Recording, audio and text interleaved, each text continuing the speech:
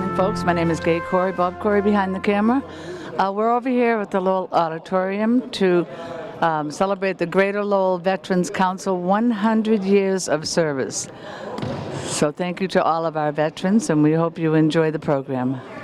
Well, good morning, gentlemen. How are you today? Good, and you? Good. Tell everyone your name. George LeBlanc. Frank Hood. I see you have a masterpiece out in front of the building out here. We will certainly go take a picture of that before we leave. Tell me how it all came about. Well, it was originally made by the World War II vets, and they had it, I don't know when they built it. Always. Somebody always wants. It's a given. It's a given. Go ahead, start try over? it again. Well, it was originally made by World War II vets, and they've had it for many, many years. And they're, needless to say, they're no longer with us. Oh, yeah. There are very few left. So when they closed down their local near where we meet in Marblehead, one of their treasurers was a member of our group also. Oh. So he managed to make sure we got it. And when we got it, we had to rebuild it. And we've taken it to Washington, D.C. Really? for Memorial Day. I was there for that. How do you transport that in a big Well, trailer? it's on a boat. Basically, it's on a boat trailer. yeah. And that's the way it's always been. Yeah. You'll see that in the picture. I've also been to New York City a couple of times for Veterans Day. Oh. And the person that takes care of it for us has like almost 2 parades a month or something like Really? that now. So it gets around. It gets around. Yeah, it gets around quite So a bit. I'm not very familiar with the Thresher. What is the story behind the Thresher? Well, the Thresher was a nuclear submarine built at Portsmouth Naval Shipyard. It was commissioned around 1960. There was local crew of about 112 people. They came into the shipyards after a period of sea trials, and they do what's called an upgrade and a retrofit from the problems they find. They went out for a test dive after they left the shipyard on 10th of April 1963, and they had 17 members of the shipyard on board as well. Wow. That's 112 crew. So they were down at test depth, and a series of problems occurred that basically resulted in them sinking. And they got down below crush depth. The hull imploded in a tenth of a second. Wow. Everybody who was not dead was already killed instantly. And it finally settled out about 8,000 feet at the bottom of the ocean. So, well, while we're here, we got our other member, Tom Shannon, is here. Oh, Tom, come on over. We don't want to leave anybody out here. What Frank didn't tell you is the Thresher is a New England product built in New Hampshire. It was the pride of the shipyard.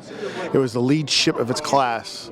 It was the most technologically advanced weaponry, warfare machine that the Navy had ever built. It was the fastest, deepest diving submarine ever built by the U.S. Navy. And like I said, it was the jewel. And when it was lost, April 10th, 1963, it hit the community extremely hard. It sparked the whole Navy and the whole seacoast, since they lost a lot of shipyard workers. But what it did do was spark a very conscious safety program that the Navy implemented, and it made people like Frank and myself, future submariners, much, much safer. So that's good. We could say that we kind of owe our lives to those guys on the Thresher who made that sacrifice. Is what? Safe program. That's right. It's what was called the SubSafe program, and that made our ships a lot safer to navigate in the world, and gave us a level of comfort that we were going to go home at the end of our deployment. So. Bob, 2, 3, 4, 5, come over and talk to this gentleman. I'll do that. There's a lot of interference here today. Yes, there is. We've got.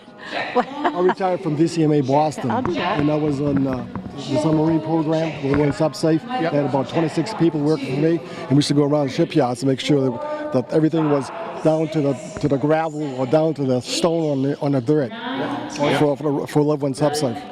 The pumps, everything. A lot of people. Even little screws and everything. You have to have a certification. Yep, you have to have a certification. Anything that was exposed to sea pressure, any system that was exposed to sea pressure was subject to SubSafe scrutiny. And when I say scrutiny, there's a lot of scrutiny, a lot of QA, a lot of X-ray of welds. The biggest ones are well X-rays. When the ship goes into the shipyard, getting stuff on and off the ship, off the boat, in a cramped environment, they have to make hull cuts and cut the skin of the submarine open to take stuff out and put large equipment in. And then they have to close those up. And when they do the same thing with the major seawater piping as well, and to make sure those welds are safe, they actually X-ray the welds to make sure there's no defects, all of them. And it's a very painstaking process. Oh, I'm sure. And there's a lot of paperwork involved. So it may seem tedious, but it is effective, and it does make navigating on a submarine a lot safer. I know he was in a submarine. Just for sea trials. That's about it. He went up to what? Portsmouth. Okay. I'm a little claustrophobic. I couldn't get in there. I don't know how you do it. Well, actually, we used to take the wives out once every year or so just for a short cruise. And my In wife, the sub? my wife always said that women could never run because they would be out for half an hour and they would start yelling at each other. So I can see how you could go a little stir crazy in there. Although the women that do serve on submarines nowadays, they are the best of the best. They really are. They're top-notch people, and you kind of have to be forced into that type of environment. Sure. Yeah, What's the longest time any of you have been in a sub? They 137 days at one time was the longest submerged. Really? I was only 72. I was Only. only 72. I don't know how you must have run out of But food. then you were talking to yourself, right? No, the thing is, you run out of food because we make our own air and water. Yeah. There's no problem with the environment. So how do you get fed? well, Will you boil seawater to distill it, or? No, you store lots of food. Yeah. And in fact, so much so that they put it on the passageways, and you end up in the beginning of the deployment, you're walking on it. Walking on tin cans Really? in the passageway, yes. And Wow. they put them in the bilges, put them all over the ship. Wow. Now, where are you all from? I'm from Nashua, New Hampshire. I'm from Drake. Oh, you're from Drake. Yes. Danvers, Mass. He's one of us, bud. 3 years ago, I moved here. Did you? It's a great community, yes. Thank you. Yeah, they do a lot for people too. Were you at Old Home Day yesterday?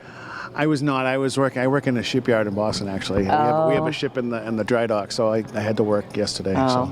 But I've run the last 2 road races. Did you? And I do participate with the Post 315 American Legion at their tent. Oh, that's so great. I just couldn't do it yesterday. Yeah, that's all right. It was slow in the morning because I think people were weather. trying to feel the weather out, whether they were going to come or not. It was cold. Yes, It was very chilly. cold. I needed mittens It was and a cold. hat It was tomorrow. cold on the deck of that ship we were working on. So yeah. I was just going to say, what do you do when it's cold in the submarine? Obviously, right? No, temperature's controlled. Oh, It's controlled, yeah. Actually, when there's rough weather on the surface, you can get down below that and it's smooth as a highway. Really? Yeah, when you get deep enough, yes. And especially if there's, a North Sea or a hurricane, there's tremendous waves. It's very difficult to stay even keeled at periscope depth. When you get down below, it's smooth. So the storms do affect the submarine, even though you're under the water. That's what they do. I was on a vintage World War II submarine, and that's not what we do during a hurricane. What did you do? We are on the surface, and it is miserable. You we were on were the off. surface? Yeah, we were off Cape Hatteras on the last cruise that I was on. We were experiencing 50-mile-an-hour winds, and we were always about 30 degrees listing back and forth, and it was not pleasant. No, I imagine it wasn't. And the longest I was out to sea was a couple of weeks, because Short timer, huh? we can't make our own fuel and everything. Their fuel is infinite, more or less. And How do you refuel when you're on a sub? Do you have? I imagine you must have Go to storage. the yards, but the latest submarines, latest class, will have a lifetime nuclear reactor now. It'll last the lifetime of the boat, yeah. 30 plus years. Oh, really? It Yes. lasts that Yeah. long? Mm-hmm. Let's hope you're not into that long. Well, what he means was every 5 or 6 years or so, on our class of ships, you'd have to go into the shipyard and refuel the nuclear fuel. Oh. So the vintage World War II submarines use diesel fuel, and that is a limited supply. So you can't stay out as long. How many gallons does this sub hold, approximately? I don't remember. I know, I'm putting you on the spot here. It's a lot. I mean, we can I go imagine. we can go across the to Europe and back almost. Really? Yeah. On one we have tank, or what do you call it? Thousands of gallons. Yeah, World War II, the diesel boats would leave Pearl Harbor and go clear over to Japan, have 30 to 45 days on station, and then come back again. So you can figure that's at least 3 months. Wow. They were out. So they actually stored fuel in the ballast tanks, because a lot of oil floats on water. So they had oil storage tanks as well as auxiliary storage. Wow, that's wonderful. So very, very enterprising. Yeah, I guess so. Well, thank you very much for showing us that, and for your service and all the things that you folks Thank do. you, Gay. All of us are members of the Marblehead base of the United States Submarine Veterans Incorporated. We have about 70 members, and we meet in Marblehead once a month. And we participate in a lot of community events like this, parades, etc. We'll have to get you to take it to Old Home Day next year. We have to put that on our calendar, perhaps. Definitely. Yeah. I mean, ours was yesterday, but we'll sign you up here in advance. Okay. We need some, veterans and good stories. You're perfect. Thank you. Thank you. Well, thank you for Thank you very much. your part. Thank you, Bob. Thank you, Kay. Good morning, Matt. Morning. Again. Is it time to rest yet? There's no rest for the wicked. So we're over here in Lowell, and we have another event, and this is pretty exciting. Can you tell everyone? Well, it's the Greater Lowell Veterans Council's centennial. We are 100 years old. We started out as the Lowell Veterans Association. We've grown over the last 100 years. In the last 4 years, we're still the Lowell Veterans Council, but unofficially, because we've grown so much, it's the Greater Lowell, but now we've grown past that. We have people from Marblehead joining. Oh, you do? Yes. Approximately how many people do you have? We have 24 veterans organizations right now. Wow, that's amazing. So what's the furthest it goes out? I would probably say Marblehead with the U.S. Submarine Veterans Incorporated. Oh. Yeah, they're the ones that have graciously brought the markup of the USS Thresher. Yes, we it's just parked talked out front. to them. We just spoke to them. Yeah, it's impressive. I'm glad they were here. It really was impressive. Yeah. It was an interesting story because I wasn't familiar. I was young then, so I was not familiar with the Thresher, but yeah, it's as you are. well, I'm not that familiar with it, but no, I mean you're young. Oh yes. And you've come to a few of our events, and as you can see, we've grown. We have the VA here. We've got the Veterans Center, which takes care of Lowell and the surrounding area, and now we have a live band. Oh, this is going to be exciting. Now, who's playing today? It's the Continentals. They used to be from around here, and then over time they, moved out of the area due to circumstances, and they play up at Hampton Beach, up at the Shell. That's up there. I think I've heard the name before, but I'm not sure if I've heard. I bet you if I listened to them, I probably heard. Oh, they're really good. They're really good. They're very talented gentlemen. They've been around for like 40 years. Oh, that's and wonderful. They're really glad to be able to come back and play at the auditorium because they used to play here all the time. Yeah. Oh, that's great. Our son graduated over here. Really? Yeah. When? Oh no, 2 years ago. Okay. Because this is where they had the stage for all the graduates. So. Yeah, this is a very impressive building, very busy building. It really is. I mean, when we walked up to I don't know what floor we're on, 4th, 5th. 3V. 3V. For the No, we had a private luncheon for the membership and honored guests. We wanted to have something just for the council, just for the membership. Right. Because as you'd seen before, it's always chaotic, everything's mixed in. And, we used to have a big gala for our installations. Oh. And when I actually found out about that from Mr. Howe, our historian. Oh, yeah. And so when I found that, I was like, hey, wait a minute. Our first meeting is this month. Why not write our installation into our centennial? So you're, for the first time, going in many, many, many years, see the officers actually installed. Oh, that's nice. And it's a ceremony. Is that happening? It's going to happen today, right here on the stage. Oh, that's and how many do you have this? Not sure how many are coming, but I know I have 13 officers, including myself. Oh, you do? Yes. And how long have you been in it? I'm actually going into my 4th year. Oh, yeah. Yes. And Tom Golden, our rep, he has graciously accepted to do the installation for us. That's wonderful. So, you know, We like Tom. yeah, I like Tom too. Yeah. He's a nice guy. Hey, Tom, is your ears burning yet? Probably. So, but yeah, we So are we expecting more people here, like around 1? yeah, well, I told, general public to show up around, between 12 and 1, so I'm hoping to have more people show. We had a lot of publicity on it. Was on the radio, local access. We saw it in a coffee shop. Yes, we put it at Top Donut. They're great to us. That's nice. And some veterans groups actually meet there. Oh, do they? Yep, they're very vet friendly. Yeah. So we're hoping for more people to show and have a good day.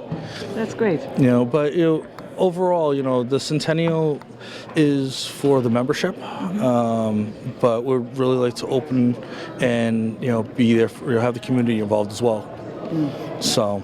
Is it me or is the earth moving under my feet? Oh no, now? we're actually standing on an elevator. Okay. I feel the earth move under my feet here. No, we're standing on an elevator. Break into song a little bit. So, but yeah, it's we're and if you see in front here, we have the POW MIA table and the Soldiers Cross. Oh, that's great. So, and these Is Dave here? these two seats here, they actually hold a special importance, which I'm going to be going over in the beginning. Oh, that's great. So. Well, thank you again for always including us. Yes, We thank you. appreciate that. Sergeant Arms, please command the presentation of flags in color guard to present the colors. Ladies and gentlemen, please stand and continue standing until after the national anthem. Thank you.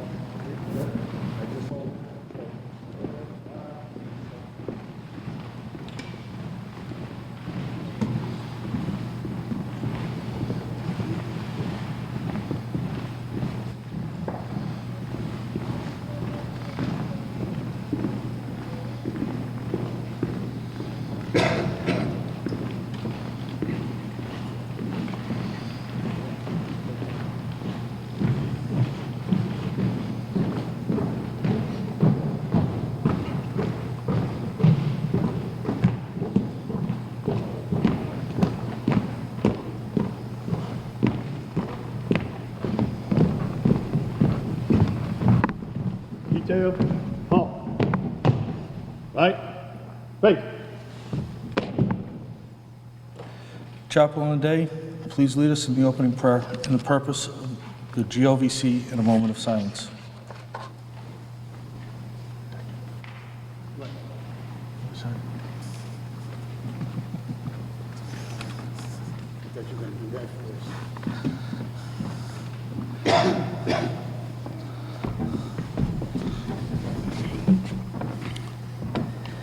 We are gathered today under the watchful eyes of a higher spirit in the tradition of the founders of this Veteran Council did 100 years ago. Let us not forget but remember our POW MIAs and those who paid the ultimate sacrifice, their lives, so that we and others may be free today. Amen. The purpose of the Lowell Veteran Council is to foster a spirit of patriotism, charity, and civic righteousness, to promote the welfare and happiness of our veterans and their families, to preserve and strengthen comradeship among the different veteran organizations and veterans, together with perpetuating the memory of departed veterans. Let's please have a moment of silence.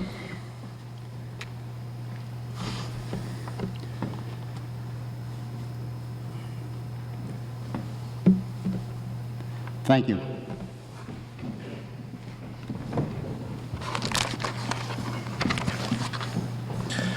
Sergeant Arms, please lead us in the Pledge of Allegiance. I pledge allegiance to the flag of the United States of America and to the republic for which it stands, one nation, under God, indivisible, with liberty and justice for all. Members of the Continentals, can you please lead us in the national anthem? Present.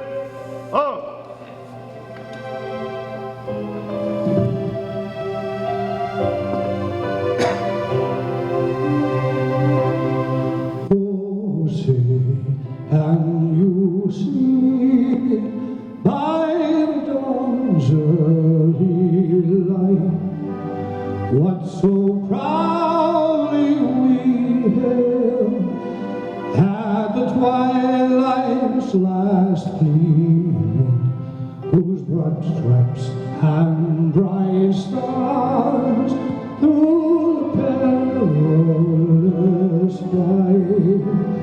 All the ramparts we watched were so gallantly streaming, and the rockets ran there, the bombs bursting air. They proved through the night that our flag was still.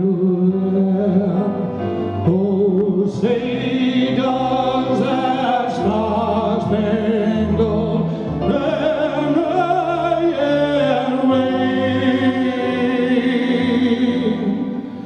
All the land of the free and the home of the brave.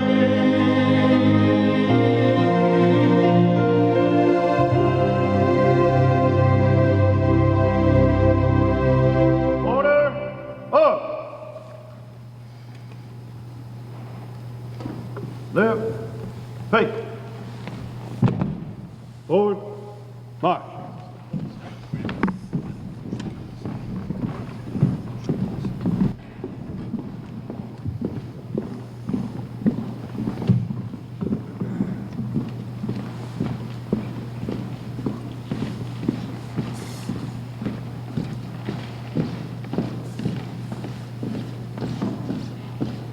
Ready, post.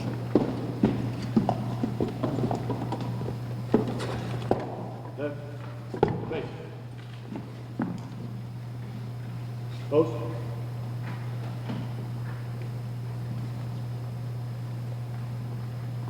Go. Ready? 2. Present. On. Order. On. Left. Face. Forward. Right.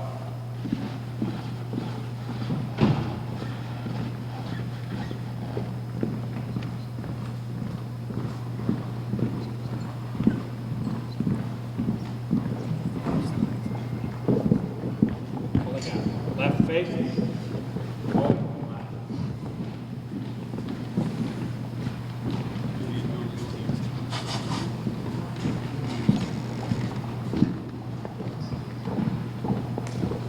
Joe. Council. You coming up?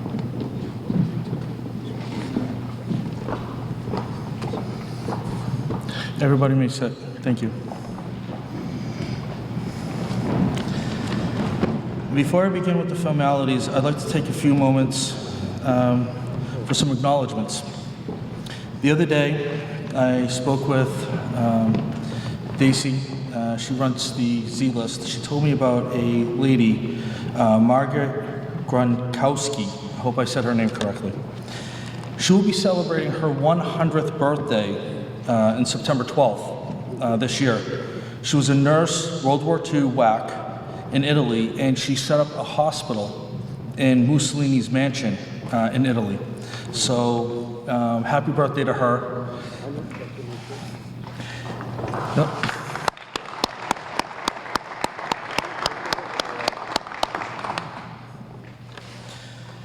Also, as commander, I have to make note that we had lost 2 past commanders, Mr. Walter Bayless in 2016 and Mr. Joseph Dussault this year. As a symbol of the gone but not forgotten, the 2 chairs that you see here on either side of the podium, draped in black, are set aside in their memory. Sergeant Arms. Sergeant Arms.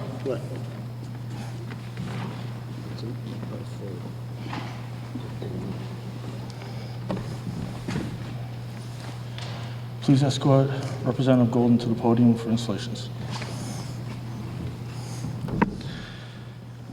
I'd ask all the officers that are here today to please stand to be installed.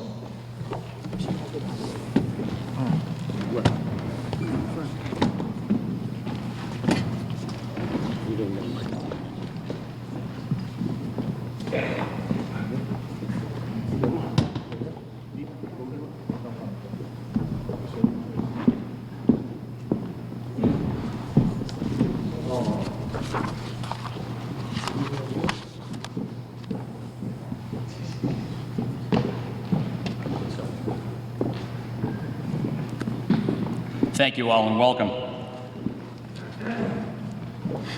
My friends, you have been chosen by your comrades to fill the various offices of the Greater Lowell Veterans Council. You will, I know, vindicate the trust that has been reposed to you and fulfill in every way the obligation which that trust entails. You shall at once familiarize yourself with the duties of your particular office, and you shall proceed upon those duties in the same spirit of devotion, endeavor, which characterized your distinguished service to our country, out of which arose the Greater Lowell Veterans Council. You must know that the welfare and success of the Greater Lowell Veterans Council depends largely on you, and you must know also that upon your shoulders equally rests the burden of preserving the integrity of the Greater Lowell Veterans Council. You must protect its good name before the people of the United States. You must exalt in their eyes. You must make them know, as we know, its purpose, its policy, and remember the tolerant spirit that animates its members. There is no rank among any of you, for each serves as an equal person. And also strive toward the same goal, which is the realization in the life of the Republic, the ideas of justice, freedom, democracy, and loyalty. Ever remember that the cardinal purpose of the Greater Lowell Veterans Council is to remember the comrades before us, to care for the dependents of those who have answered the final call, and those who are now suffering the ravages, the wounds, disease, and want. Rightfully educate of the children of our country in devoted service to the community, our state, and our nation. Gentlemen, please raise your hand and repeat after me. And when I, where I say state your name and your office, please do. I state your name. Do solemnly pledge myself to perform faithfully and impartially the duties of the office I am about to assume, and I further pledge I am not a member of any and do not subscribe to the principles of any group that are opposed to our form of government. Gentlemen, congratulations. Congratulations, ladies and gentlemen, is in order. Gentlemen, please, come on back up.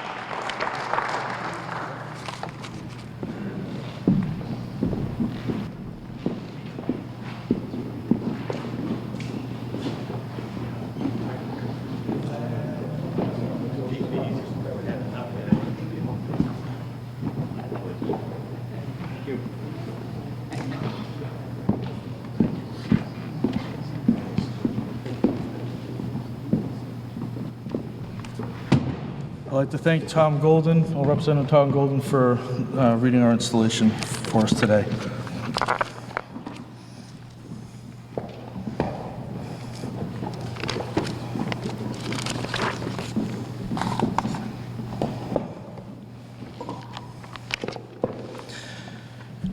I'd now like to commence with the formalities.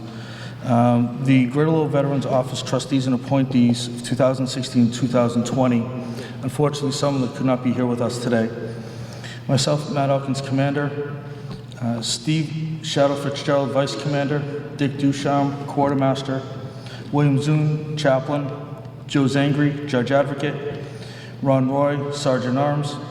Dick Howe, Historian. Tom Shannon, Adjutant. Rennie Butch Dion, Graphics and Marketing Officer, which this year is a new position. Pete Manning, Trustee. Jeff Hollett, Trustee and Drake VSO. Joe Madanza, Trustee. And Mike Maker Peasley, GLVC LMA Trustee. Our member organizations are the American Legion, Post 87, Lowell, 212 Chelmsford, 221 Bedford, 247 Tingsboro, 259 Tewksbury, 313 North Chelmsford, 315 Drake, Armenian American Veterans, Disabled American Veterans, Post 25, Lowell, 47 Chelmsford, Franco-American War Veterans, Greek American Veterans, Heart of the Traveling Soldier, Jewish War Veterans, Korean War Veterans, Marine Corps League, Merrimack Valley Vietnam Veterans, The Mission Continues, the Nam Knights of Merrimack Valley, Polish American Veterans, Portuguese American Veterans, the U.S. Submarine Veterans Incorporated, VFW Post 662 Lowell, and 9307 Drake. Our state government representatives that are here today is Senator Ed Kennedy, Representative Tom Golden, Representative Roddy Mum, City of Lowell, Mayor Wilson Maris, David Conway, Rodney Elliott, Rita Mercer. And we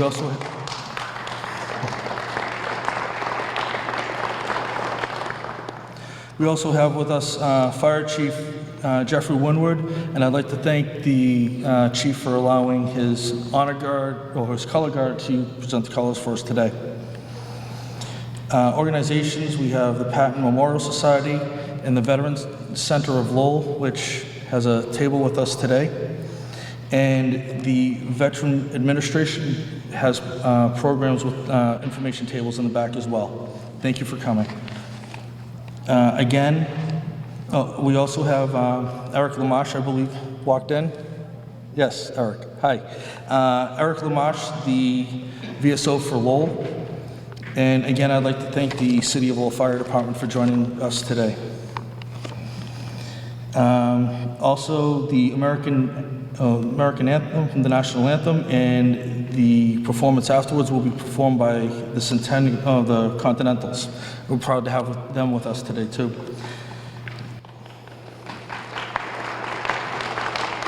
Oh, there they are, sitting over there.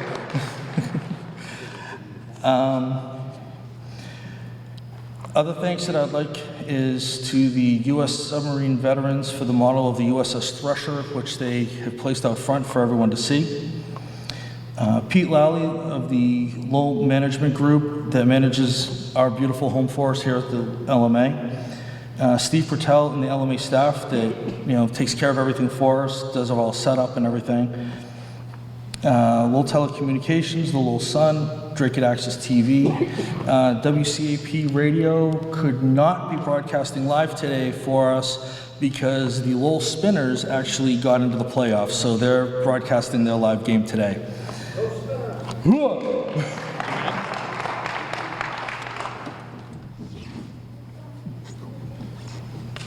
Thank you. I just got handed a note that Dominic Lay from the Lowell School Committee is here as well. I'd also like to thank the Greater Lowell Veteran Council's volunteer corps for all the work that they've done in setting everything up, over and above everything that the auditorium has done, and all the work that they've done since their inception a few years ago. I'd also like to thank all the businesses and organizations and individuals that have been involved in supporting us through the years, that have made our last 100 years possible. Thank you to everyone. Please, no applause for the next two groups. The POW MIA National League of Families and the Gold Star families both have made tremendous sacrifices for this nation, and I thank you both for being here.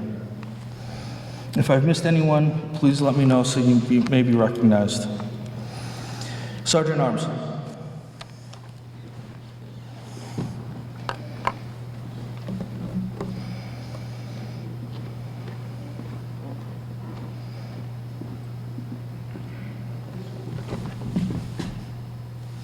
If you just bring Barbara Zibbs from POW MIA National League of Families to the podium.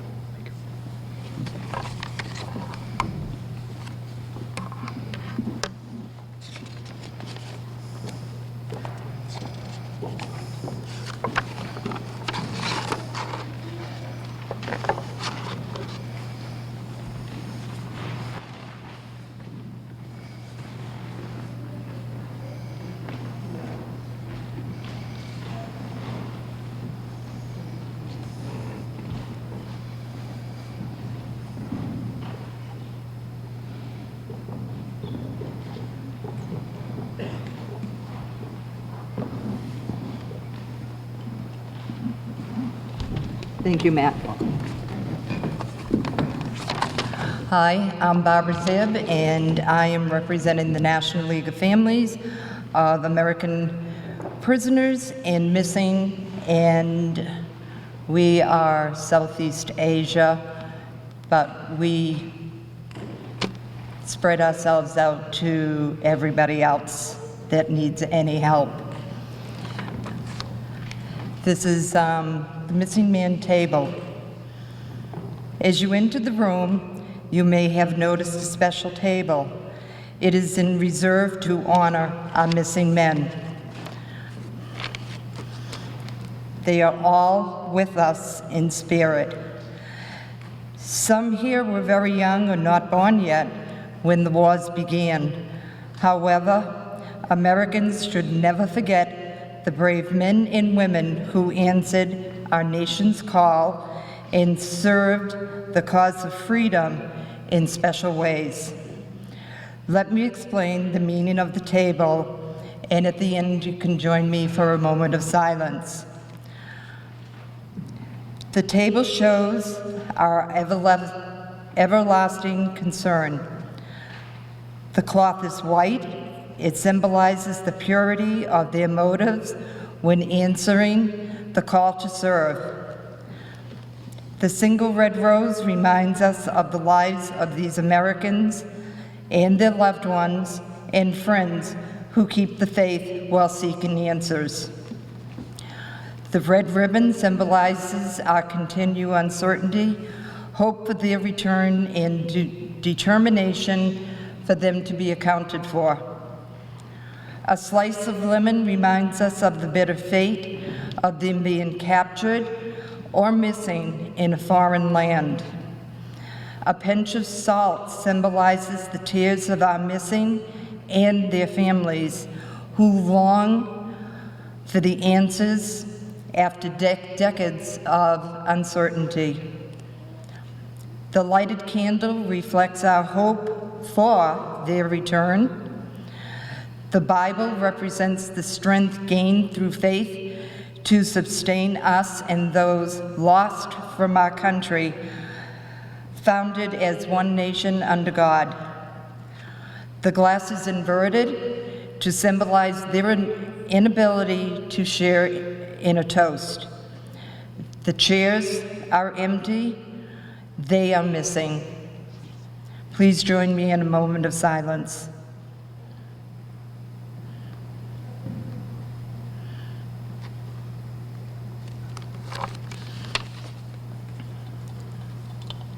Thank you.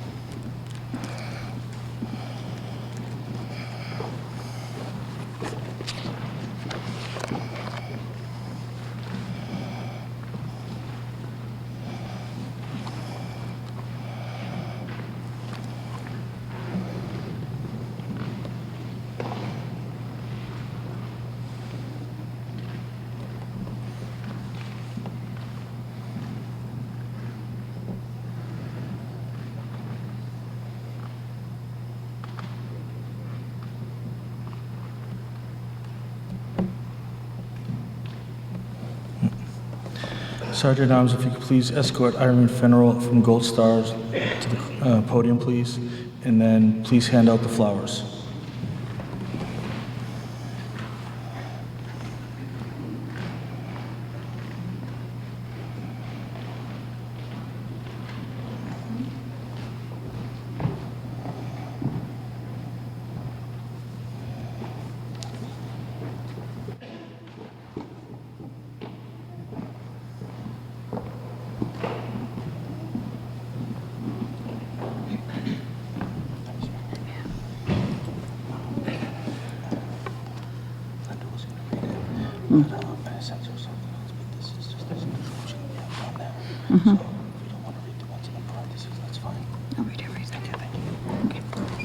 Good afternoon, everyone. Thank you for coming.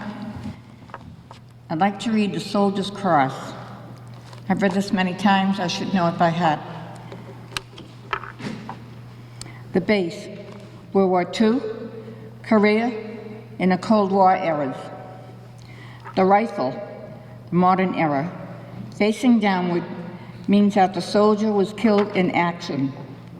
A rifle with a bayonet stuck in the ground tells us that the soldier went down fighting.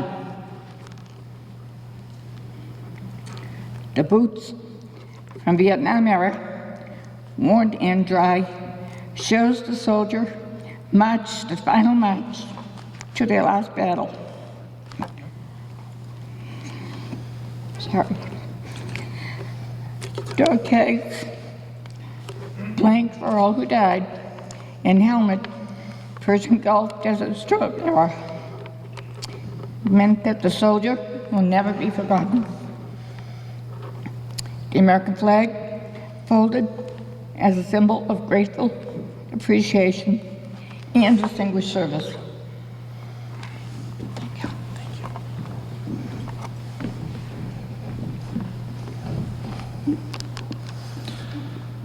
The council has these usually at specific holidays, or observations, I should say. But since it is our centennial, I made sure they were both present today. One, for those that we do not know where they are, may join us with the POW MIA table and the Soldier's Cross. For those who have given the ultimate sacrifice, may be with us today as well. Because as part of the Greater Lowell Veterans Council, we do not just take care of those who came home, we take care of those families as well that have paid the ultimate sacrifice. And I thank both of you for doing the readings.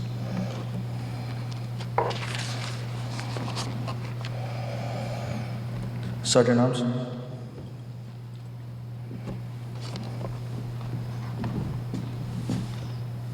Please escort Pete Lally to the podium, please. Where he is, I don't know. Pete Lally, if you could please stand up for the Sergeant at Arms.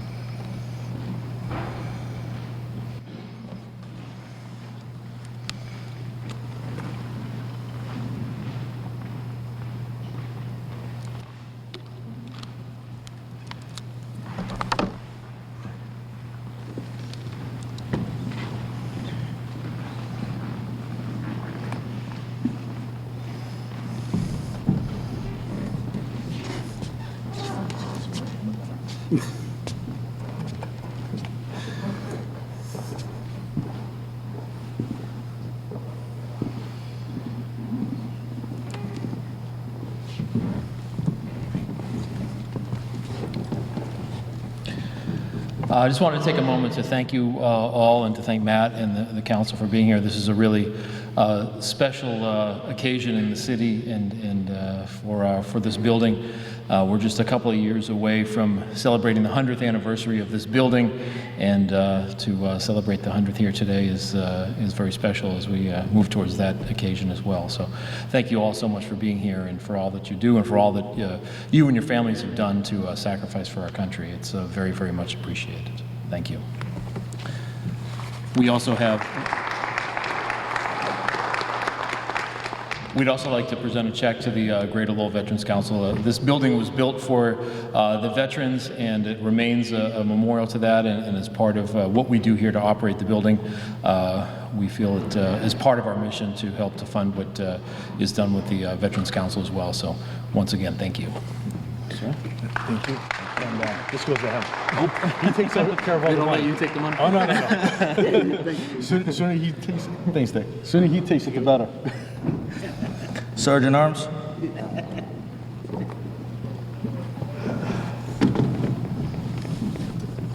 Please escort the Lowell delegation to the podium. Okay, all of them? Yes, all of them.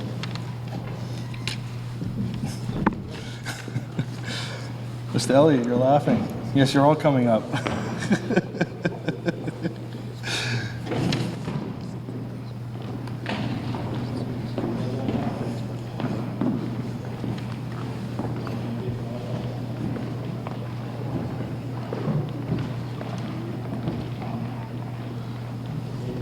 Representatives, you'll be coming up pretty soon.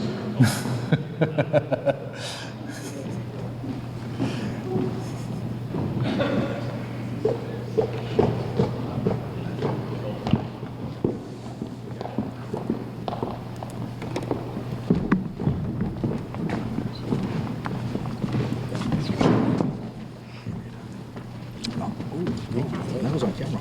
Oh, I don't care. Mr. Mayor.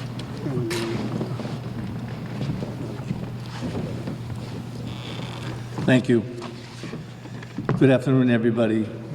On behalf of the Lowell City Council, we want to thank the Greater Lowell Veteran Councils for their 100 years of service to our veterans, to the families of our veterans, and for keeping the memory of those who gave their lives for our country. There is no better work than that. So we have a proclamation from the Lowell City Council. Allow me to read that proclamation. The City of Lowell, Commonwealth of Massachusetts, by His Honor William J. Samaras, Mayor, a proclamation. Whereas the Greater Lowell Veterans Council was formed in 1919, the year following World War I, and veterans from Lowell have served with distinction both in peacetime and in war throughout American history. And whereas the purpose of the Lowell Veteran Council is to foster a spirit of patriotism, charity, and civic righteousness, to promote the welfare and happiness of veterans and their families, to preserve and strengthen comradeship among the different veterans, organizations, and veterans together with perpetuating the memory of departed veterans. And whereas today we gather to celebrate the centennial anniversary of the Greater Lowell Veterans Council, thank them for their service to the community and to all our local veterans, and wish them well on their next 100 years. Now, therefore, I, William J. Samaras, Mayor of the City of Lowell, do hereby proclaim Sunday, September 8, 2019, as the celebration of the Greater Lowell Veterans Council Centennial in the city, and urge all citizens to participate in the celebration given this 9th day of September 2019. By myself, William J. Samaras, Mayor of the City of Lowell. Congratulations. Oh, thank you.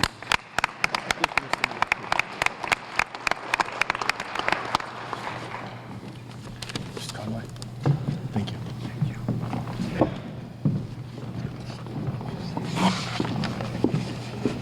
Thank you. Sergeant Arms.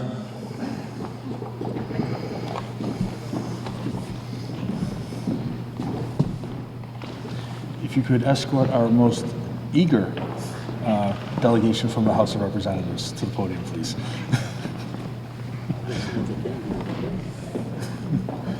Can Senators come up now? That's okay, you can come up with us.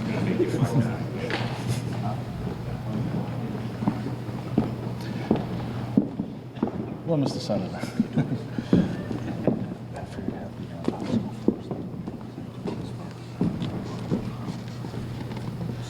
Okay, sure. Tom, are you gonna let you go first? I'm going up the ladder. Gotcha, going up the ladder, gotcha. Thank you very much, Matt.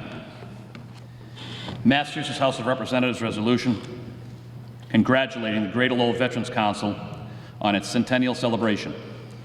Whereas the Greater Lowell Veterans Council has served veterans of the Greater Lowell area for 100 years, and whereas they are comprised of and represent 24 local and national veterans organizations across 9 cities and towns.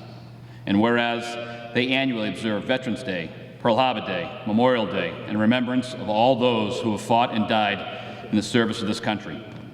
Whereas they work hard to promote the welfare and happiness of veterans and their families by making available information concerning veterans' issues and services.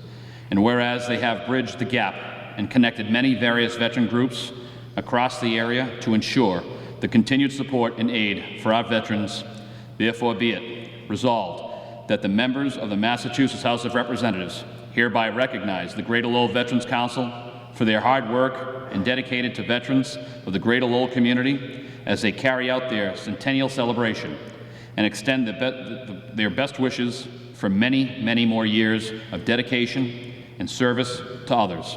Resolved that a copy of this resolution be forwarded by the Clerk of the House of Representatives to the Greater Lowell Veterans Council. House of Representatives adopted on June 6, 2019 by the Honorable Speaker of the House, Robert A. DeLeo, Clerk of the House, Stephen James, State Representative David Nangle, State Representative Roddy Mom, State Representative Lombardo, Representative Arcero, Representative Gary, Representative Ulrich, Campbell, Moran, Robinson, Nien, and myself, State Representative Thomas A. Golden, Jr. Thank you all very much for being here. Thank you.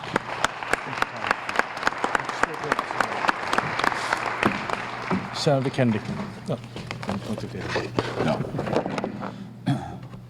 Thank you.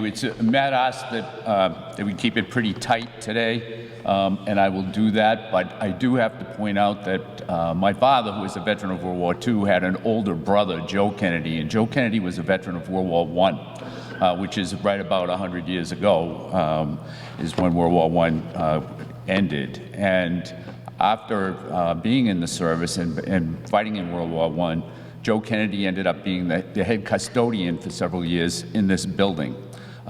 So for that reason and others, it's a special honor for me to be here with you today.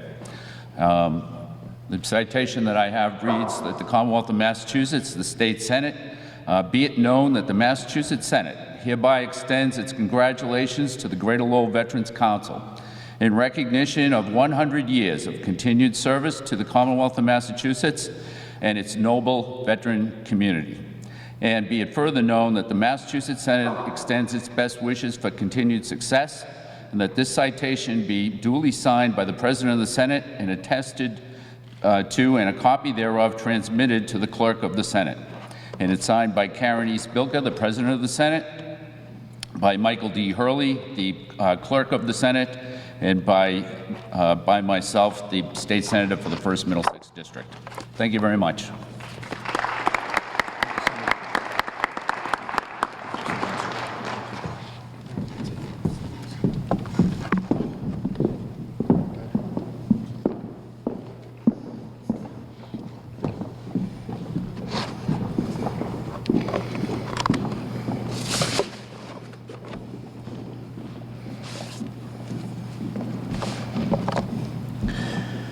Governor Baker had issued citation recognition for a centennial. It was presented to us previously by the Secretary of Veterans Affairs, Francisco Urena. Due to scheduling, neither could be with us today. Citation reads, Commonwealth of Massachusetts, Greater Lowell Veterans Council. On behalf of the citizens of the Commonwealth of Massachusetts, I am pleased to confer upon the Greater Lowell Veterans Council the Governor's citation in recognition of a 100-year anniversary of your ongoing commitment to promote the welfare and happiness of veterans and their families. The Commonwealth also commends your work to preserve and strengthen the comradeship among different veterans organizations and veterans while perpetuating the memory of departed veterans. This, the 9th day of June in the year 2019, signed by Governor Charles Baker and Lieutenant Governor Karen E. Pallil. Also, due to scheduling, Congresswoman Trahan nor her staff were able to be here today. And again, they issued a certificate of recognition. United States House of Representatives, a certificate of special congressional recognition presented to the Greater Lowell Veterans Council on your 100 years of service and contribution to veterans in Greater Lowell community. Your commitment for fostering spirit of patriotism, charity, and civil righteousness will forever have lasting impressions in our community. Signed, Lori Trahan, Member of Congress, date September 8th, 2019. Before continuing, I'd like to thank all those who have presented citations, proclamations, and so forth on behalf of the Greater Lowell Veterans Council. Your recognition of the hard work that we've done in the last 100 years is greatly appreciated. Thank you.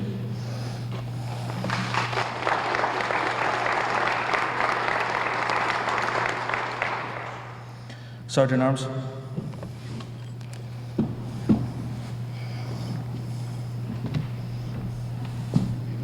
Escort Richard Howden to the podium, please.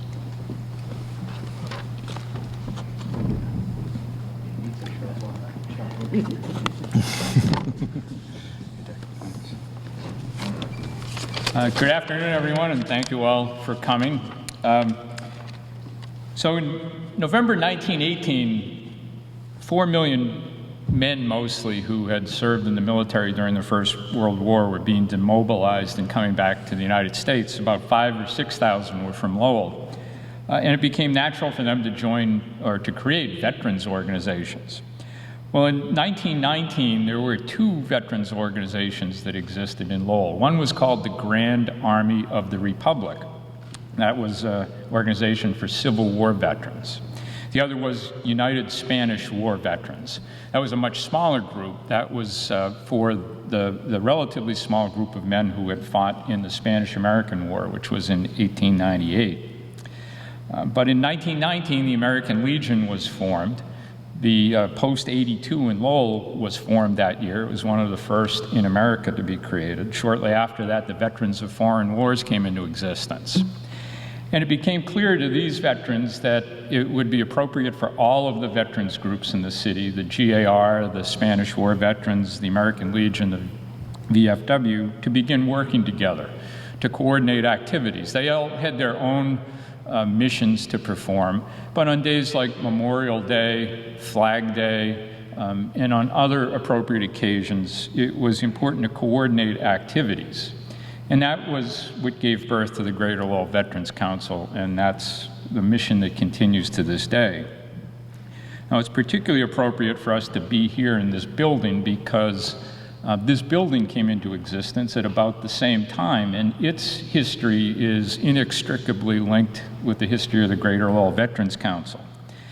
It was only 2 weeks after the end of World War I that public leaders in Lowell started talking about the need to have some kind of a memorial, not just for World War I veterans, but for all who had served in the military of the United States through all of the country's wars to that point. The state legislature moved very expeditiously. They enacted Chapter 148 of the Acts of 1919, where they appointed a Memorial Auditorium Commission for the city of Lowell. The mayor was its chair, and the mayor was authorized to appoint 4 members. And showing you that things haven't changed all that much, the first person he appointed was the publisher of the Lowell Sun newspaper. So things continue to work very quickly. Money was raised through the sale of city bonds, architects were employed, and this great building was designed and constructed. It actually fit a practical need in Lowell. There was not a large public space for events to be held. One had existed. It was called Huntington's Hall. If you're my age or older, you'd know it as the site of the YMCA up at the corner of Dutton and Merrimack Street. If you're younger, it's where that locomotive sits diagonally across from Lowell City Hall. But that was actually a large public space with a train station on the first floor. It's a little bit like North Station and the Boston Garden. But that had burned down in 1911 and it hadn't been replaced. So there was a need for a large performance hall like this one. And this room that we're in was designed to hold between 3,500 and 4,000 people. It's a great design building. I had the good fortune to see Bruce Springsteen perform here, and I always remember in the middle of his set, he paused and he looked and he said, "What a great round building this is." I think he loved the acoustics. The floor is reinforced so that heavy machinery could be rolled out if there was a trade show. And these doors to my right and left are designed to allow a body of troops marching in a column of fours to parade across in front of the stage, to troop the colors indoors in case the weather was inclement outside. Not that that would matter to the troops marching, but to those spectators might prefer being inside. What I would like to focus mostly on is that room to my front and your rear, the large entry foyer we came through on our way into this space. The designers called that the Hall of Trophies, Trophy Hall. And the idea was back before 1919, the victorious side in any military engagement going all the way back to the ancient Greeks demonstrated their victory by displaying trophies that had been captured from the losing side. Now, in the 19th century, that usually meant battle flags or swords captured from officers, the kind of things that might fit in that space out there. But if you think about the trophy of war that came back from World War I with the returning troops to Lowell, it was actually that cannon that sits out there to the side of the stairs, and that weighs 9 tons and is 17 feet tall, so it really was impractical to move it into that space. But one of the original design characteristics were the flags that grace either side of the top of the hall. It was actually modeled after part of Westminster Abbey in London, where all of the knights who served the king hung their colors from, just like flags, from up near the roof. And so the designers here in Lowell and the auditorium staff chose 40 flags that were significant to the history of America and North America. They ranged from a Viking flag that had a raven on it up to the stars and stripes that flew at Fort McHenry during the War of 1812. And to show you what a cosmopolitan place Lowell was in 1924, they ordered them all through A.G. Pollard's department store on Middle Street, and that's where all those flags came from. Now, because there weren't trophies to go in there, the auditorium trustees decided, along with the Greater Lowell Veterans Council, that that would be an appropriate place to honor those who had given their lives in the service of their country during time of war. So in 1924, 8 bronze tablets were dedicated. One honored those who fought from this area who fought in the American Revolution, the War of 1812, and the Mexican War. 4 of those tablets contain the 648 names of men from Lowell who died during the American Civil War. One is from the Spanish-American War and from the battleship Maine. That contains 32 Lowell residents on it. And 2 more, the 7th and 8th, both were from World War I. They contain combined 146 names. In 1947, 4 more tablets were added. They contained the 436 names of those who died in the service during the Second World War. 1956, after Korea, another tablet was added. That contained 17 names. And in 1973, another tablet that contained 20 names, people who died in Vietnam. And in 1998, a small tablet containing the one name of a sailor who died during the first Gulf War was added. Now, along the way, other tablets and mementos have been added to honor prisoners of war, those who are missing in action, Purple Heart recipients, Lowell residents who were awarded the Congressional Medal of Honor, Benjamin Butler, who was a lieutenant general in the Civil War and served as governor of Massachusetts, Edith Norris Rogers, who represented this district in Congress for 35 years and became a champion of veterans and their causes, George S. Patton, who married a girl from Lowell in 1911, and Solon Perkins, who was killed in action during the American Civil War. But there's one thing that's missing from that room that we now call Hall of Flags, and it's any recognition of a young man who was from Lowell named John Landry. He was a private first class in the United States Army. On March 17, 2007, while on patrol in Baghdad, his vehicle was attacked by an improvised explosive device, and he and the rest of the crew were all killed. Now, the city of Lowell has dedicated a square at the corner of Stevens and Forest Street in the Highlands to John Landry. It's fitting he was a graduate of Lowell Catholic High School. But I submit to you that I think the Greater Lowell Veterans Council should take as its next duty finding a plaque and affixing it in the Hall of Flags to honor PFC John Landry. And I think that's a good example of, as far back as our history goes, our mission continues and our duties continue. So thank you very much, and appreciate you being here.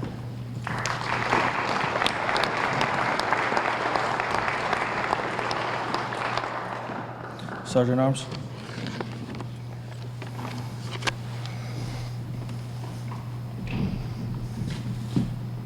Please escort to the podium Joe Zangri from the American Legion.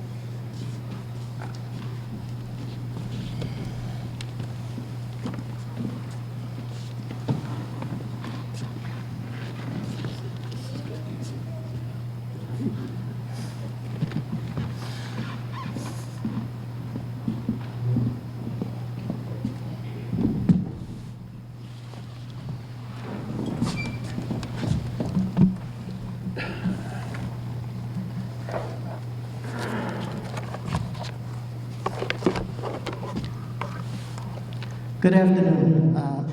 The commander asked me yesterday to speak for Rebecca Spencer, who was unable to be here today. So I ran around yesterday. I knew I had a speech somewhere in the house, and I found it this morning. And as I looked it over, I said, wow, this must have been written during the Korean War, because it doesn't mention women. And I was thinking today of all the women that I know that serve on aircraft carriers on the flight decks, which is probably the most dangerous place you can serve in the military during peacetime. I met women that fly C-130s, refueling aircraft, Black Hawk helicopters. You name it, they do it. So in this speech, whenever I mention a boy, I mean a young man or a young woman, just to make it shorter so I don't get tongue twisted here. Okay, the title of this is Half Man, Half Boy. Well, you could say half woman, half girl. The average age of the military man or woman, I'm not going to keep saying this, but is 19 years old, and that's the truth. He is short-haired, not necessarily so, tight-muscled kid, who under normal circumstances is considered by society as half man or young woman, and not yet dried behind the ears, not old enough to buy beer, but old enough to die for his or her country. He never really cared much for work, and he would rather wax his own car than wash his father's, but he has never collected unemployment either. He's a recent high school graduate. He was probably an average student, pursued some form of sports activities, drives a 10-year-old jalopy, and has a steady girlfriend-boyfriend that either broke up with him or her when he left or swears to be waiting when he or she returns from halfway around the world. He listens to rock and roll, hip-hop, rap, or jazz, or swing, and 155 millimeter howitzer or other loud things. He is 10 to 15 pounds lighter now than when he was at home, because he's working or fighting from before dawn to well after dusk. He has trouble spelling, thus letter writing is a pain for him, but he can field strip a rifle in 30 seconds and reassemble it in less time in the dark. He can recite to you the nomenclature of a machine gun a grenade launcher, and use either one effectively if he must. He digs foxholes and latrines and can apply first aid like a professional. He can march until he is told to stop, or stop until he is told to march. He obeys orders instantly and without hesitation, but he is not without spirit or individual dignity. He is self-sufficient. He has 2 sets of fatigues. He washes one and wears the other. He keeps his canteens full and his feet dry. He sometimes forgets to brush his teeth, but never to clean his rifle. He can cook his own meals, mend his own clothes, and fix his own hurts. If you're thirsty, he'll share his water with you. If you're hungry, his food. He'll even split his ammunition with you in the midst of battle when you run low. He has learned to use his hands like weapons and weapons like they were his hands. He can save your life or take it because that is his job. He will often do twice the work of a civilian, draw half the pay, and still find ironic humor in it all. He has seen more suffering and death than he should have in his short lifetime. He has wept in public and in private for friends who have fallen in combat and is unashamed. He feels every note of the national anthem vibrate through his body while at rigid attention, while tempering the burning desire to square away those around him who haven't bothered to stand, remove their hat, or even stop talking. In an odd twist, day in and day out, far away from home, he defends their right to be disrespectful, just as did his father, grandfather, great-grandfather. He is paying the price for our freedom. Beardless or not, boy or girl, he is an American fighting man or woman that has kept this country free for 200 years. He has asked nothing in return except our friendship and understanding. Remember him always, for he has earned our respect and admiration with his blood.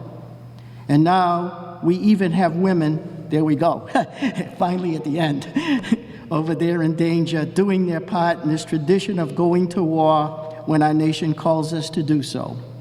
As you go to bed tonight, remember them.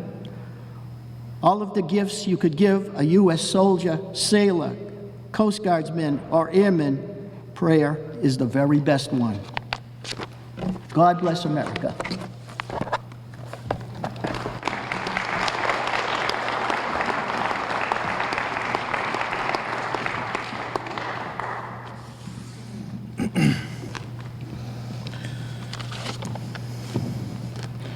Good afternoon, ladies and gentlemen. And again, thank you for joining us today. I'd like to thank, once again, the auditorium staff, our presenters, our speakers, the City of Lowell Fire Department, the Continentals, and everyone that has made today possible. It is my honor and humble privilege to stand here today as the commander of the Greater Lowell Veterans Council for the centennial year, and that the membership has once again placed their faith in me. And I thank you all for your trust and for the confidence that you've installed in me. Thank you. As you heard from our historian, Richard Howe, the Greater Lowell Veterans Council has a rich history of being a voice and advocate for the local veterans community. Mr. Howe one day told me that the Veterans Council had been an important centerpiece for the community in past years. They were involved with parades and held galas for the installation, much how we incorporated our installation into our centennial today. Over the years, the parades with veterans groups proudly marching down the street faded, and organizations like the American Legion, the VFW, became lost to our community and no longer part or common parts of our conversation or reference in our vocabulary. Veterans had become a shadow society, ignored, made to feel ashamed of their service, with the exception of shallow praise, acknowledgement, sales events, movies on holidays, commemorating military services. The Veterans Council was not immune to this and suffered as well. The veterans community fractured intergroup communication was silent. The community became one of pocketed isolation with individualized events where only the select few were permitted. In the last 4 years, the vision and determination, drive of the officers and membership of the Greater Lowell Veterans Council, we have reemerged. The Veterans Council has grown in its recognition by the community, our elected officials, and more importantly, by the local veterans groups, veterans programs, VSOs, VA, and our fellow brothers and sisters, veterans, just to name a few. The Greater Lowell Veterans Council currently consists of 24 diverse veterans organizations from Bedford, Billerica, Chelmsford, North Chelmsford, Dracut, Lowell, Marblehead, Methuen, Tewksbury, and Tingsboro. Former groups have returned, new groups have joined, and others have expressed their interest.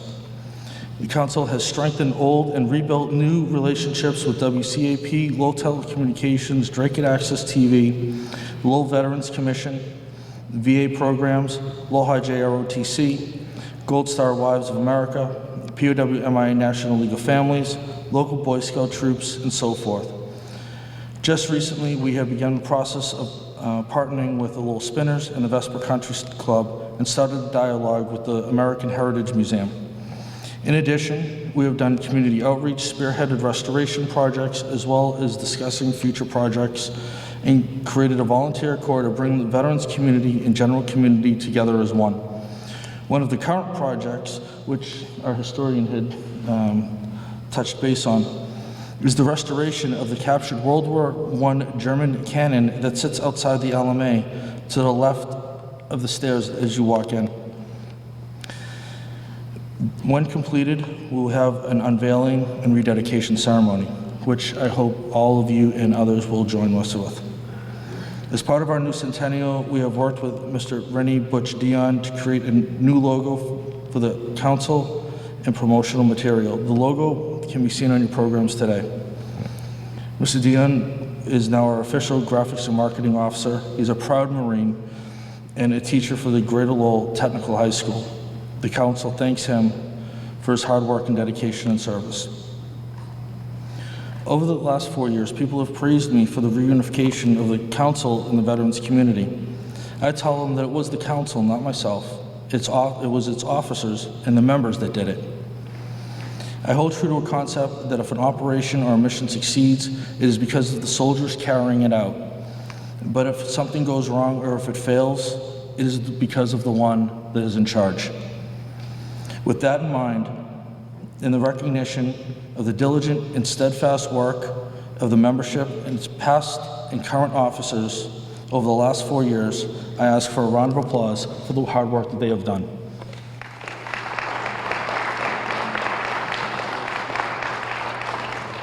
Thank you.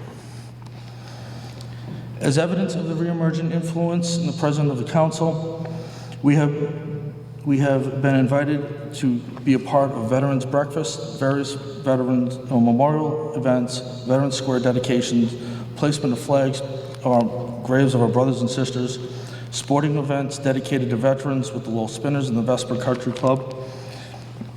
And about a week ago, we had the honor of participating in the Korean Ambassador of Peace Medal ceremony hosted by the Dracut VSO and the Dracut Senior Center. Also, local VSOs have begun to direct people to us for assistance and information in addition to the services and the work that they provide our veterans. At the end of the Cold War, it left a vacuum filled by even more dangerous enemies. This country has sent men and women around the world to fight consistently for about the last 30 years. What civilians call hell, men and women call home. They come home, they look like the person that left, but they are forever changed inside. They deserve our compassion, our camaraderie, our understanding, and our patience. Many feel lost, isolated, and have difficulty reintegrating while they try to find their place back in the civilian world. As part of the reemergence place of honor and respect that the veterans that are once again taking in our society, I pose a challenge. I challenge every veteran group to look at their structure, their policy, their outreach, and see how they can be more welcoming to today's returning veterans. Change what it is needed to be more family friendly, so veterans have a place and that camaraderie that we all had, that we all lack today in civilian society. A place where families can be involved as they did when they were serving. We are a military family. Welcome there into your family. I challenge the state, every city and town to support programs to actively and publicly promote veteran services, programs and support for veterans and their families. I ask families and friends to please be patient, be understanding and supportive of returning veterans. We all carry a dark place inside, and some more so than others. They did what they needed to do. They did what they needed to do and serve and defend us. It is our time to serve them and to be there for them, especially when we are tired and overwhelmed, because they didn't stop when they were. We write a blank check paid to the order of the United States of America, its citizens, in the amount of and paid up to including our lives. Remember, freedom is not free. Freedom is paid for by those who serve, those who are serving, and then those who will serve. Thank you.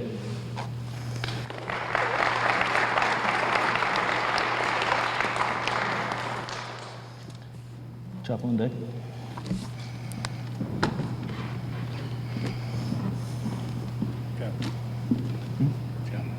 Chaplain Day.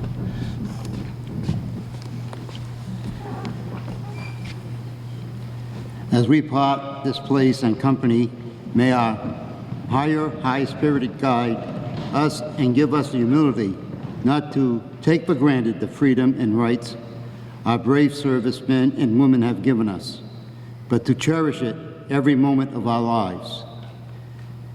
May we be guided so that our actions and lives honor their sacrifices.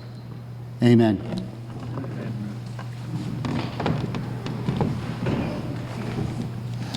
Ladies and gentlemen, there will be a short intermission, about 10 minutes, so the band can prepare, and then we'll have our free concert for the day. Thank you.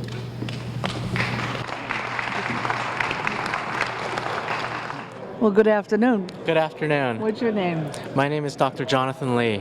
Nice to meet you. Mine is Gay Corey and Bob Corey behind the camera. Hi, very nice to meet you. And what are you doing here today? I am from the Bedford VA. I'm a psychologist with the Tobacco Cessation Program, and we're here to support our veterans and to do an outreach event. Well, that's terrific. Now, what kind of program are you referring to?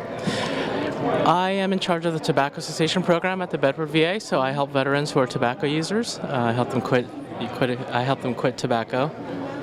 That's a good thing. Yes, it is. That's a very good thing. It is the #1 preventable cause of death in the United States and worldwide. Yes. Well, I'm so glad you came here today. Thank you so much. Have you had any takers? Good to be here. Yes, we've actually had a few people stop by. That's great. Yes. Now you said Bedford VA? Yes, the Bedford VA. Oh, now my mom was a Bedford VA nurse. Oh, wow. Yeah? Yes. She was a psych nurse. She was a psych. She was the head nurse on the psych ward. We have many great staff there, yes. Yeah. A lot of dedicated members to serve our veterans. She's no longer with us, but she was. Oh, yes. Well, we just wanted to introduce ourselves and give you a little accolades and thank you for what you do. Thank you. Thank you for stopping by. You're welcome. Well, good afternoon, Jessie. How are you? I'm doing really good. How about you? Good, thank you. As usual, we had a wonderful program over here. Oh, yes, we do.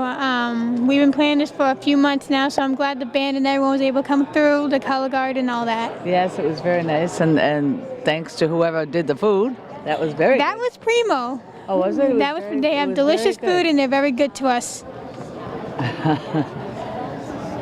So, what are we doing now? Do we have anything else coming up, or? After like the 10-minute break, there's going to be a concert from the Continentals, the band that's playing for us. That'll be nice. It's great that they were able to come. Oh, that's great. I'm very happy. Have anybody dancing here? Or? Yeah, feel free. No, thanks, Jess. I'm all set. I'm going to. I got 2 left feet. I don't dance too well either, so I might dance with the commander's kids, though. Yeah, the commander's kids will probably dance, that's for sure. Well, thank you again for inviting us. And Not a problem. We always love seeing you guys. Oh, thank you. Okay, come on over, Bob. Another great ceremony. Thank you to Matt Elkins and Jesse for inviting us over here. It was great. And we met those gentlemen with the there was a submarine. Yeah, really good. That story was very interesting, and I'm sure we're going to be able to speak with them again at some point. Oh, yeah. We're going to cards too, so I might do some shows with them. Yeah, he said he would give us a call, so that's about submarines. About submarines, and that's always very interesting. Yeah, I know quite a bit about subs. You know quite a bit about subs? Yeah. Well, you were in one. Well, I was also in the program. Well. Level 1 sub safe. All right. Yeah, buying all sorts of parts for the subs. Did you? Oh, yeah. All Even right. torpedoes. Believe it or You not. bought torpedoes too? Yeah. So you've done a lot of things that people don't know about. Yeah, but I keep it a secret. Keep it a low profile? Maybe a little surprise once in a while. Low profile? All right, so we'd like to thank you to Matt, all of the dignitaries that were here today, whoever provided the food, and all of those who have joined us. Yes, all the vets. All the vets. So- Thank you to all our veterans as usual. Oh, from Bob? And Gay. Did a little singing? No, we're not going to do that today. But thank you very much for joining us. Catch you guys later. I'm tired. You're tired? Yeah, yesterday All right. and today. A lot. That's it. That's it. That's it. That's it. Thank I'm you, going. Matt.